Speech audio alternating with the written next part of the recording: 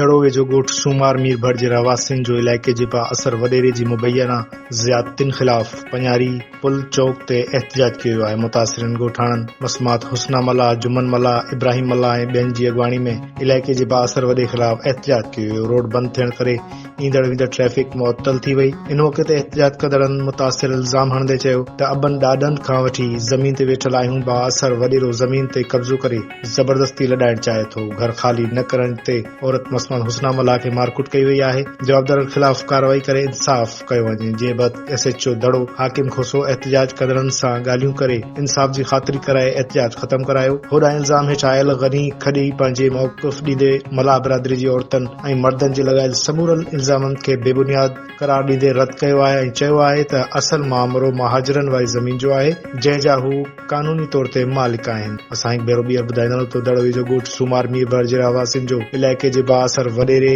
जी मुबैना ज़ियादतियुनि ख़िलाफ़ पञारी पुल चौक ते एहतजाज कयो वियो आहे, जंहिं सबबि ईंदड़ वेंदड़ ट्रैफ़िक मुअतल थी वई आहे।